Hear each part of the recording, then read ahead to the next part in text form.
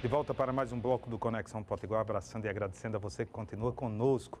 Neste bloco nós temos o prazer de receber o ex-vereador da cidade do Natal e diretor de assuntos institucionais do Sindipetro, George Câmara, a quem eu agradeço a presença. Tudo bem, George? Tudo bem, eu quero cumprimentar você, cumprimentar quem nos assiste em suas casas e agradecer pelo convite.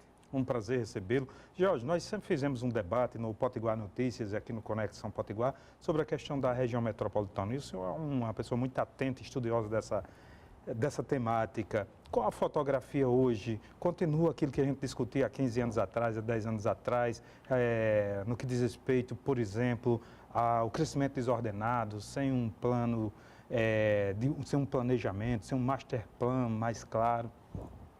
Olha, se nós formos fazer uma caracterização da região metropolitana de Natal, o que não difere muito, né, respeitar as particularidades locais, mas não difere muito do contexto nacional das demais regiões metropolitanas brasileiras, sobretudo aquelas polarizadas por capitais, né?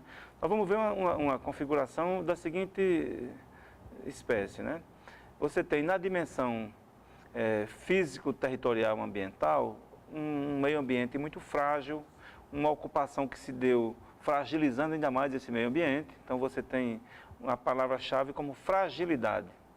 Se você vai analisar do ponto de vista, né, da dimensão socioeconômica, mercado de trabalho, oportunidade de emprego, massa salarial, né, você vai ver uma desigualdade gigantesca. Né? Você tem as principais mansões, mas as maiores favelas. Você tem comunidades ainda passando por situações de muita penúria, de muita precariedade. Né? Então, a palavra-chave, se na dimensão ambiental é fragilidade, na dimensão socioeconômica é desigualdade.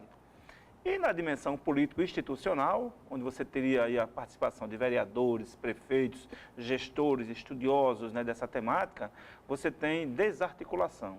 Então, você pega uma situação como essa, em que se agravam os problemas, e você tem no campo da dimensão físico-territorial, ambiental, fragilidade, na socioeconômica, desigualdade e na política institucional, desarticulação, estão dadas as condições para o caos, né, para a falta de ações, né, no plano político, institucional, que viessem a contribuir para diminuir essa fragilidade e para diminuir essa desigualdade. Então, são muitas fragilidades aí, né? São muitas, eu diria, muitas aspectos negativos que poderiam estar sendo tratados já, inclusive pelos gestores. Não é? Então, eu considero que essa caracterização, que se aplica às demais regiões metropolitanas do Brasil, né, ela está muito patenteada por aquele estudo que foi feito pela doutora Tânia Bacelar e a doutora Livramento Clementino, né, naquele plano estratégico elaborado em 2008, 2007. A nível de Brasil, George, qual o estado onde a região metropolitana avançou, por exemplo, nessa articulação entre os poderes? Eu lembro que há uma reunião que eu fui ver aqui,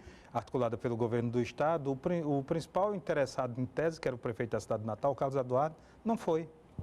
Veja só, aqueles estados que estão encontrando outras alternativas, além de outras categorias de organização regional, porque o mesmo artigo 25 da Constituição Federal, no seu parágrafo 3º, ele estabelece que o Estado membro, né, o Rio Grande do Norte, a Bahia, São Paulo, o Estado, unidade federativa, é quem tem a prerrogativa de legislar nessa matéria. Mas não é só em regiões metropolitanas.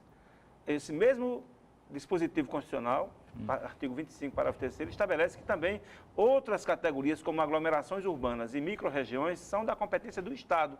Então, os estados como São Paulo, Rio Grande do Sul, que têm avançado vendo outras formas de como você contemplar regiões que não são polarizadas por uma metrópole, mas que têm características regionais, você cria aglomerações urbanas. Então, você tem 11 em São Paulo, você tem 3 em Rio Grande do Sul. Então, estão experimentando coisas importantes. O que o Rio Grande do Norte tem feito? Tem feito um tiro no pé. Porque o modelo que a Assembleia Legislativa tem encontrado, não é um modelo que não fortalece os municípios, não fortalece as regiões metropolitanas e enfraquece muito as demais regiões. Veja só, você colocar, por exemplo, Maxaranguape na região metropolitana de Natal, quando ela está muito mais polarizada por touros, você deixa de fortalecer o Mato Grande litoral, você fazer com São Paulo do Potengi, o que você fez, por exemplo, tirar Ilhéu Marinho de uma região do Potengi, que tem muito mais polarização para o São Paulo do Potengi, e vincular artificialmente a região metropolitana de Natal, você está prestando desserviço à região metropolitana de Natal, ao município de Ilhéu Marinho e à região do Potengi, porque enfraquece as suas, eu diria, tendências naturais de polarização e de articulação. Esse é o problema. Vamos ver se a gente pode sugerir aqui uma solução. No caso, por exemplo, é um caso de Goianinha também, que Areis Goianinha e Areis entraram fica recentemente, longe poderiam também. estar muito mais polarizadas por aquele polo Eu lhe pergunto, do Agreste com Caguaretama. o pessoal da Assembleia Legislativa, os deputados, quando atende às bases em relação a essa questão, é, por exemplo, para se ganhar benefícios do governo federal, como o Minha Casa Minha Vida, onde você ganha mais facilidade, né, para obter as construções. Eu lhe pergunto, se essas regiões que o senhor citou bem aí do Mato Grande e Ilhéu Marinho ficando no Mato Grande, no Potengi, no né? Potengi, por exemplo, não é? Se Ilhéu Marinho fica no Potengi, o Potengi pode também formar a sua região metropolitana? É evidente que pode, desde que tenha uma aglomeração urbana. Você pode criar uma aglomeração urbana do Mato Grande, aglomeração urbana do Agreste, entendeu? Que você pode fazer exatamente. Porque na atual lógica, daqui a pouco vem a ver... Essa informação. Vem a ver, o Nova Cruz vai participar. Daqui a pouco vai chegar o estado inteiro tentando hipertrofiar cada vez mais a região metropolitana de Natal, não é?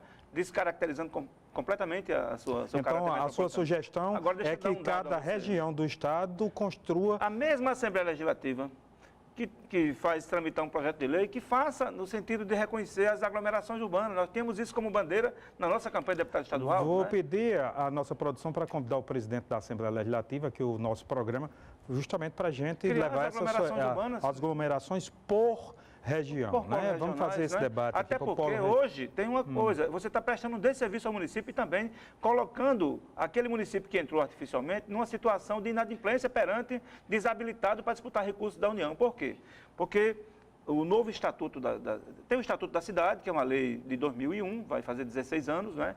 É a lei 10.257 de julho de 2001, e tem o Estatuto da Metrópole, que é uma lei de janeiro de 2015, está fazendo 2 anos agora, fez no dia 12 de janeiro, né? Então essa lei estabelece que quem já faz parte de região metropolitana tem que fazer um plano de desenvolvimento urbano integrado, o PDUI, e quem for entrar já tem que entrar, inclusive, com esse plano já elaborado. Tanto é que Ilhéu Marinho, que entrou em julho de 2015, já descumpriu essa lei. E Areis e Goianinha, que entraram em dezembro de 2015, também descumpriram essa lei. Então, a Assembleia Legislativa está descumprindo a lei e colocando os municípios numa situação, inclusive, vexatória, porque lá na frente vão ser desabilitados de alguns, se for para cumprir a lei, vão ser desabilitados de acesso a recursos importantes da União, inclusive no Minha Casa Minha Vida, em vez de ajudar, vai atrapalhar.